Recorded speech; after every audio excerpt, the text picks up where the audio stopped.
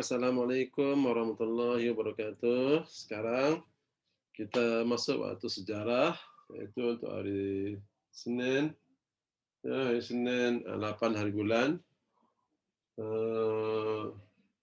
iaitu pukul 12.15 hingga pukul 1.15. Untuk semua kelas, saya cikgu buat secara serentak untuk semua kelas, 1A, 1P dan 1E. Okey. Minggu lepas kita belajar bab 1. Kita belajar bab 1. Pasal bab 1 iaitu mengenai sejarah, itu pengenalan sejarah. Kemudian kita tentang tajuk terakhir ialah kepentingan sejarah. Sekarang kita cikgu nak ulang balik sedikit seperti tahun lalu, berarti mengenai kepentingan sejarah. Okey. Kepentingan sejarah. Kepentingan sejarah ada berapa? 1, 2, 3, 4, 5, 6. Ada 6 kepentingan sejarah. Flashback balik, ingat tak ingat? Iaitu pertama ialah mengenai asal-usul diri kita ke, negara kita ke, atau apa ibu bapa kita, asal-usul sejarah ya. Kemudian ialah memupuk patriotisme, iaitu semangat kebangsaan. Contohnya tindakan negara. Hari 31 Ogos, semua patriot kita dapat memupuk patriotisme, iaitu cinta kepada negara kita.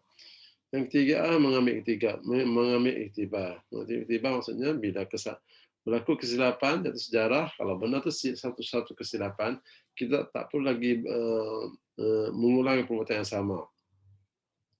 Okey, contohnya apa dah? Pergaduhan kaum di negara kita, ya. Maksudnya ambil iktibar daripada sejarah tersebut, kita tak payah ulang-ulang lagi. Kita jauh lagi, kita jauh daripada benda-benda tersebut, kerana itu merugikan kita saja. Okey, kepentingan seterusnya ialah mengukuhkan perpaduan. Iaitu sejarah amat penting kepada generasi kini yang meneruskan kesinambungan hubungan harmoni antara kaum dan negara kita. Okey. Dan seterusnya ialah mengaplikasi kemahiran pemikiran sejarah. Melalui sejarah, pemikiran kritis dan analitik dapat ditingkatkan di samping itu kita dapat membuat tafsiran terhadap sesuatu peristiwa. Sejarah juga akan mendorong seseorang memahami peristiwa sejarah secara lebih empati. Okey, yang terakhir ialah membangunkan negara bangsa. Itu melalui sejarah kita dapat mengekalkan kegemilangan yang dicapai oleh negara. Kita juga akan lebih memahami budaya dahulu dan budaya kini untuk jadi pembandingan bagi membangunkan negara dan bangsa pada masa akan datang. Itu adalah kepentingan sejarah. Itu pada bab 1. Okey.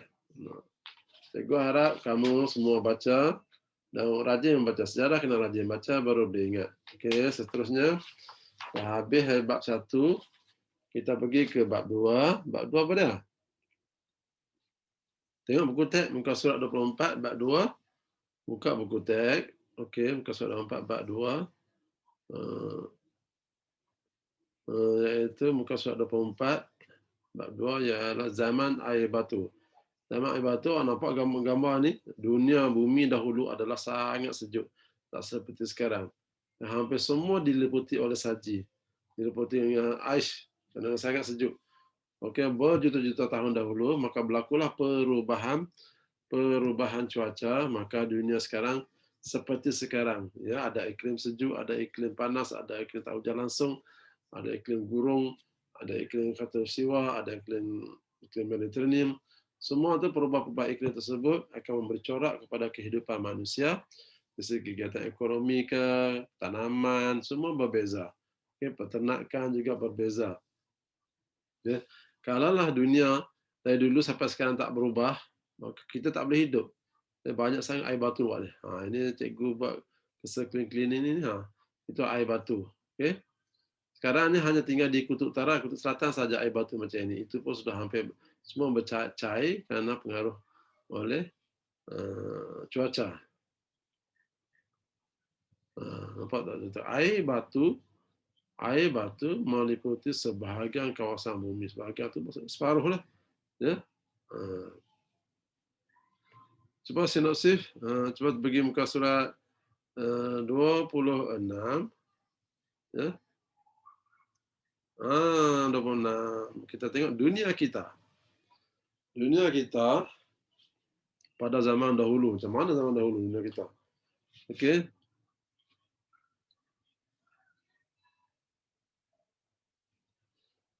Dunia kita dahulu macam mana pengenalan, mengetahui tentang sejarah bukan sahaja membolehkan kita mengenali diri kita seperti juga memahami tentang dunia. Dunia merupakan bumi tempat tinggal kita dan tempat tinggal berjuta-juta hidupan yang lain. Maksudnya dunia ni tempat tinggal manusia dan juga binatang, binatang besar, binatang kecil, tumbuh-tumbuhan, burung dan sebagainya. Itu dunia. Ya, kalau tak ada benda hanya dunia, tak ada benda-benda itu, dunia ini tidak meriah. Maksudnya kita tak keseronokan untuk melihat binatang-binatang, burung-burung, unggas yang kecil sampai besar, ya. Atau Allah Maha Kaya, dia wujudkan dunia ini manusia, tumbuhan dan binatang. Okey. Saling berkait, saling berhubungan, saling memerlukan. Bumi pada hari ini telah melalui pelbagai perubahan yang memberi kesan terhadap rupa bentuk fizikal, iklim, cuaca hidupan yang ada dan yang ada dan kedalaman lautan. Okey. Yang fizikal ini fizik bentuk bumi dah berubah. Iklim lagi berubah. Iklim dulu banyak kawasan sejuk. Sekarang kawasan sejuk hanya tinggal kutub utara, kutub selatan sahaja. Cuaca juga sudah berubah. Kehidupan liar juga berubah. Dinosaur tak ada lagi dah sekarang ni. Okey, yang tinggal hanya binatang-binatang yang kebal tahan cuaca sahaja hidup seperti buaya, harimau, sebagainya. Ya, yang ada pun hanya ke dalam yang ada dan kedalaman lautan juga berubah. Itu dunia kita, okey? Sekarang kemajuan ilmu sains dan teknologi telah membantu manusia untuk mengetahui sejarah yang berlaku kepada bumi semenjak jutaan tahun dahulu. Pengetahuan dalam bidang paleontologi, kimia, arkeologi, geologi, dan fizik membantu kita membuat penyelidikan tentang perubahan yang berlaku pada bumi. Okay. Kemudian ahli sains menjangkakan bahawa usia bumi melebihi 4.6 bilion tahun. Masya Allah, 4 bilion, 10 tahun, apalagi bilion, jutaan tahun pun dah lama. 100 tahun pun dah lama. 100 tahun, 10 tahun pun sudah lama kan. 100 tahun lagi lama, 1000 tahun lama, sejuta tahun pun lama. Ini 4.6 bilion tahun. Bumi telah mengalami perubahan dari segi iklim, fizikal semenjak bumi mula terbentuk. Fizikal paling ketara ialah dulu, pada zaman-zaman kejadian bumi dulu, 40 bilion itu, air laut adalah tawar seperti air sungai. Okey, air sungai. Sebab apa air laut jadi tawar kemudian jadi masin. Okay? Nanti saya terangkan macam mana. Okey. Ini gambar terdapat binatang-binatang yang berbulu tebal seperti mamut dan juga harimau bertaring panjang. Ini binatang-binatang pada zaman dahulu, pada masa bumi yang sejuk dahulu. Okey. Mamut ini maksudnya binatang seperti gajah, nampak tak? Gading panjang, bulu panjang. Kalau bulu tebal ni, bulu tebal ni sebab apa? Sebab ada untuk menyesuaikan dengan keadaan cuaca. Cuaca yang sentiasa sejuk, maka binatang-binatang apa berasimilasi menyesuaikan diri supaya bulu-bulu badan dia panjang. Macam kita juga manusia. Manusia Allah tak bagi bulu-bulu rumah yang panjang. Dia akan bagi pikiran supaya bila musim sejuk, manusia akan menyesuaikan diri dengan memakai baju-baju yang tebal, okey, baju yang tebal yang tahan cuaca, yang tahan sejuk, udara sejuk.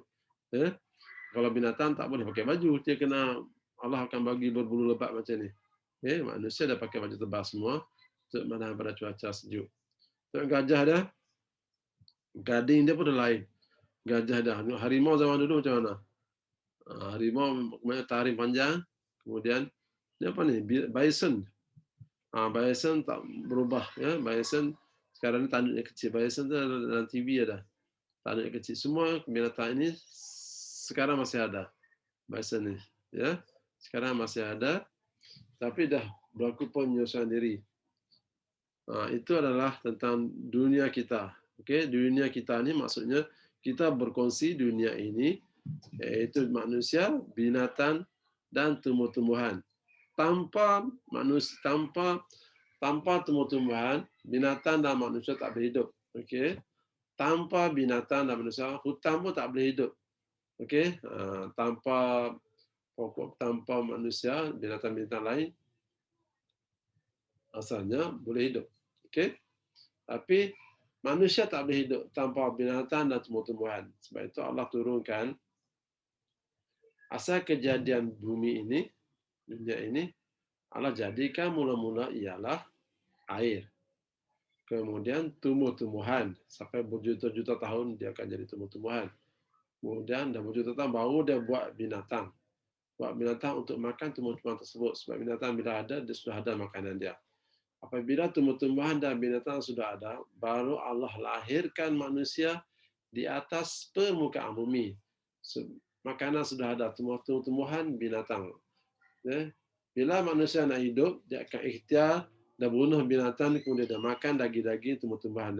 Dia akan survive, dia akan hidup. Okay?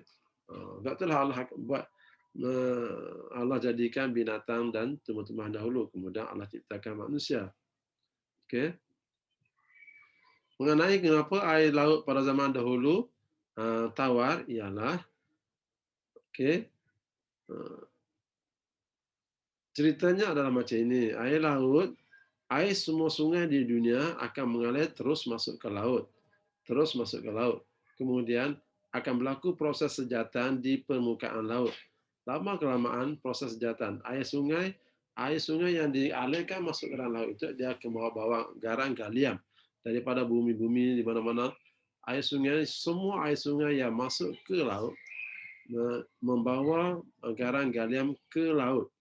Bila dia bawa garang ke laut, walaupun sedikit, tapi proses sejatan berlaku di permukaan laut, maka air laut, garang akan tinggal di dalam laut. Okay? Benda ini berlaku sedikit, tapi oleh kerana berjuta-juta tahun, berbilion-bilion tahun dahulu, maka persen kemasinan air laut semakin bertambah. Okay? Faham tak? Kita orang tanya, kenapa air laut masin, air sungai tawar? Dalam air sungai tersebut ada garang galium. Dan garang galium dibawa sekali masuk ke laut, berlaku proses sejatan di lautan, maka garang tertinggal dalam lautan. Air yang sejatan naik, pusing putar balik. Kering, recycle, akan berlaku recycle. Okay? Maka air laut itu akan jadi masin seperti sekarang. Okey, kita pergi ke muka surat 28. Ini bentuk fizikal kejadian bumi. Okey. Apa tahu? Bentuk fizikal kejadian bumi ialah bentuk fizikal kejadian bumi. Maksudnya bentuk bumi macam dulu tak seperti sekarang. Dulu ringkas saja. Dulu semua bercantum. Okey, dia tak pakai proses berlakunya bumi, dia pakai masa yang lama. Okey. Tengok bumi macam baby dalam kandungan ibu ya, mula dia kecil.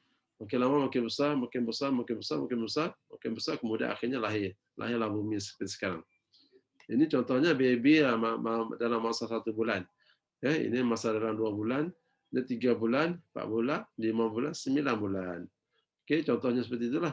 Okey.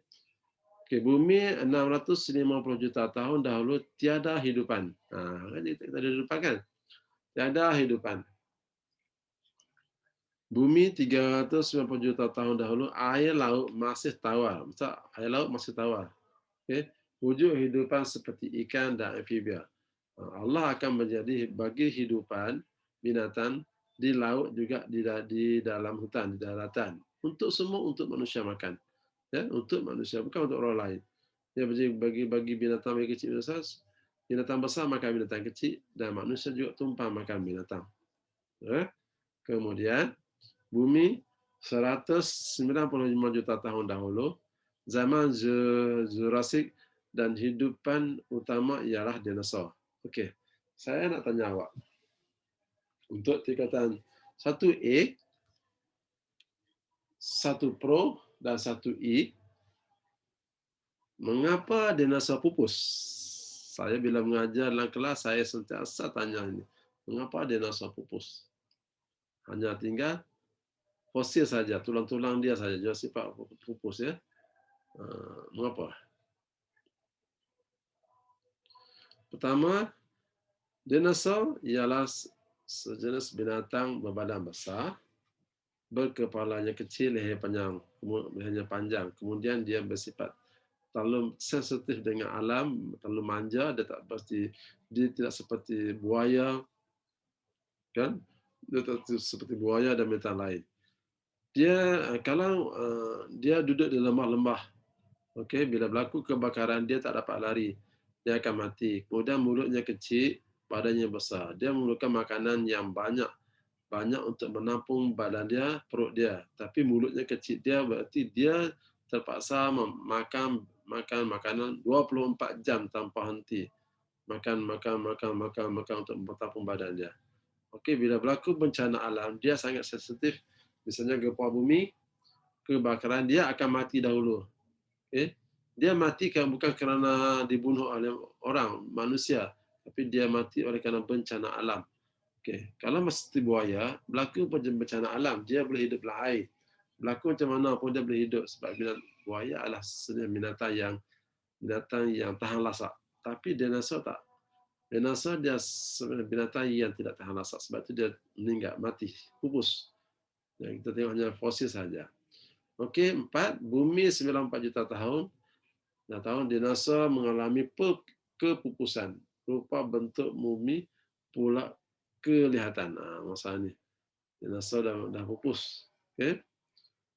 Nombor 5, bumi 18,000 tahun dahulu. Kebanyakan binatang telah wujud seperti kuda, badak sumbu, anjing, kucing, paras air, laut meningkat. Maksudnya sudah ada binatang. Bumi pada hari ini. Bumi pada hari ini. Dulu banyakkan ada air. Okey, banyak air. Sekarang bumi ya seperti sekarang ni. Ya, okey. Kutub utara masih ada ais dan cuaca seperti sekarang, tak ada sejuk lagi. Kawasan ini ialah kawasan tidak sejuk. Kawasan atas ni adalah kawasan sejuk dan kawasan bawah kawasan sejuk. Itu bentuk fizikal bumi. Okey, muka surat 29. Iklim, muka surat 29, okey. Iklim telah mempengaruhi perubahan bentuk fizikal bumi menjadi daratan dan lautan. Daratan terdiri daripada gunung, banjaran, bukit, tanah pamah, lembah, sungai, lautan pula sendiri daripada laut. Okay. Selat terdiri daripada laut, selat dan teluk. Lautan merupakan kawasan air masin yang meliputi 71% permukaan bumi. Terdapat 5 jenis laut. 5 lautan di dunia, iaitu Lautan Pasifik, Lautan Atlantik, Lautan Hindi, Lautan Selatan, Lautan Arktik. Okay, selat pula merupakan kawasan perairan sempit yang memisahkan dua kawasan daratan. Siapa aja belajar geografi, tahu makna selat itu apa. Okay, misalnya selat Teberau di antara sebenarnya Malaysia dengan Singapura. Kerana teluk merupakan bahagian perairan laut yang menghalau ke daratan dan kawasan dibatasi oleh daratan. Ahli sains telah membahagikan kawasan daratan kepada beberapa bentuk benua. Ini benua-benua. Okey, dunia fizikal bumi kita ada dunia benua. Benua Afrika, benua Amerika Utara, benua Afrika Selatan, benua Afrika, benua Eropah, benua Asia paling besar, benua Australia, benua. Ini adalah bumi sekarang.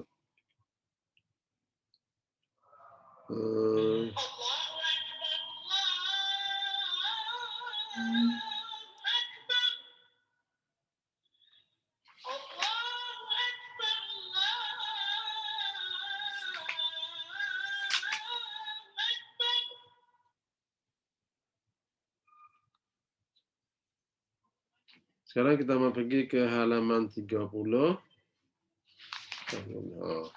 30, zaman air batu. Zaman air batu, awak tengok ada berapa peringkat zaman air batu? Zaman air batu merupakan fasa suhu bumi menurun pada tahap beku dalam jangka masa yang lama. Sebahagian bumi diliputi air batu. Okey. Sebahagian bumi diliputi air batu. Terbagi kepada 4 tahap. Iaitu terbagi kepada 4 tahap, iaitu Tahap zaman air batu. Zaman air batu terbagi kepada 4 tahap, iaitu zaman Miocene, zaman Pliocene, zaman Pleistocene, zaman Holocene. Itu. Kalau ingat zaman air batu, okey, zaman air batu ni maksud bumi itu banyak air batu. Tak seperti sekarang. Okey. Ada 4 tahap. Awak kena baca lah, ada 4 tahap. Iaitu tahap yang pertama, iaitu zaman Miocene, iaitu 23 juta hingga 5 juta tahun dahulu. Okey. 5 juta tahun dahulu, iaitu apa? Gunung-gunung telah wujud. Gunung-gunung telah wujud, gunung bukit-bukit telah wujud. Okey. Haiwan dan hidupan laut mula berkembang. Okey, mula berkembang biak dan banyak. Okey. Kemudian suhu panas dan kering. Zaman dulu ya, suhu panas dan kering. Maksudnya binatang semua ada. Okey, zaman berikutnya zaman Pliocene. Pliocene iaitu 3,3 juta hingga 2,6 juta tahun dahulu. Penyejukan global berlaku. Maksudnya penyejukan global berlaku, semua kawasan mengalami iklim yang sejuk. Okay. Ahli sains kita menyatakan pada zaman ini berlaku penyejukan global zaman Miocene yang lebih panas. Okay. Penyejukan dan pengeringan alam sekitar global menyumbang kepada penyebaran besar padang rumput, savana, dan pada masa itu Jabatan Darat Panama dan Afrika Utara, Afrika Selatan terbentuk, mendorong penghijrahan tumbuhan dan juga haiwan ke habitat baru. Dataran tinggi terbentuk pada zaman ini seperti di Colorado, Amerika Syarikat yang dikenal sebagai Grand Canyon. Okey. Okey, C ialah zaman Pleistocene. 2,5 juta hingga 10,000 tahun dahulu. Glasier utama kerap berlaku. Glasier ni air yang membeku, yang menurun, yang bergerak, air yang membeku dan mencair kita panggil glasier. Manusia mengetahui cara membuat api, baru tahu cara membuat api. Hidupan yang ada kekal hingga kini. Maksudnya, hidupan yang awak tengok itu adalah ada pada zaman 10,000 tahun dahulu. Okay, manusia dah pandai membuat api. Okay, membuat api, orang dahulu membuat api melalui dia ketuk-ketuk batu yang kering akan mengeluarkan api. Ataupun serbuk-serbuk kayu, serbuk-serbuk halus, serbuk kayu dikisar-kisar keluarkan api. Dia sudah pandai membuat api sebab dia nak membakar daging buruan mungkin. Zaman Holocene bermula 10,000 tahun dahulu. Kehidupan manusia mula berkembang membentuk tamadun manusia. Okey. Ini zaman air batu. Okey. Cikgu ingat cikgu sampai sini saja. Iaitu kita belajar sampaikah zaman air batu. Zaman air batu. Kemudian, okey.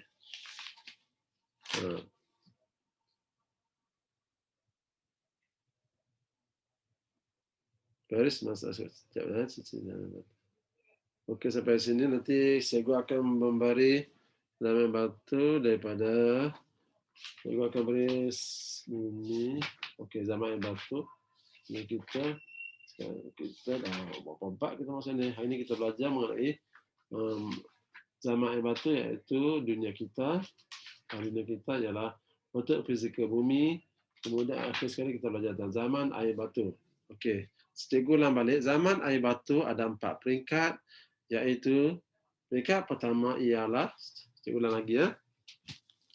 Peringkat pertama ialah zaman Miocene, 23 juta hingga 5 juta tahun dahulu. Ciri-cirinya ialah gunung ganang telah wujud, bukit-bukit wujud, haiwan dan hidupan liar mula berkembang, suhu panas dan kering. Okey, zaman kedua ialah Pliocene. Mungkin 53 juta hingga 26 juta tahun dahulu. Penyejukan global berlaku, penyebaran besar padang rumput dan savanna, penghijrahan hidupan dan ke habitat baru. Kemudian C ialah zaman Pleistocene, iaitu 25 juta hingga 10 juta tahun dahulu. 10,000 tahun dahulu, galaksi utama kerap berlaku. Manusia mengetahui cara membuat api hidupan yang ada kekal hingga sekini. Dan akhir sekali, zaman terakhir ialah zaman Harrison. Zaman hidupan manusia mula berkembang, pembentukan tamadun manusia. Tamadun itu manusia sudah pandai, sudah ada budaya, dan sudah ada bahasa, itu tamadun. Tamadun ialah kemajuan manusia, membentukkan kemajuan manusia, pembentukan tamadun manusia. Iaitu cikgu mengajar awak sampai sini saja. Selepas ini cikgu akan bagi latihan sikit, awak buat, ulang kaji, cari jawapan dalam buku teks. Awak tengok soalan, kemudian cari jawapan dalam buku teks, tulis di dalam buku latihan ataupun tulis atas kertas A4 ataupun kertas bergaris, kemudian tampal dalam buku latihan. Bila habis PKP, kita pakai semak tengok siapa yang paling rajin, kelas mana yang paling rajin. Kita kena ikhlas belajar ini. Nanti cikgu bagi latihan susulan sampai sini ya. Sampai zaman batu cikgu akan bagi latihan. Nanti nak tanya apa, boleh tanya dalam WhatsApp cikgu. Kemudian awak tanya saja. Sekian, terima kasih. Assalamualaikum. Selamat maju jaya, jadi anak yang baik, jadi anak yang sentiasa belajar dan tolong ibu bapa. Anak yang baik sentiasa disayangi oleh ibu bapa dan guru. Sekian, terima kasih.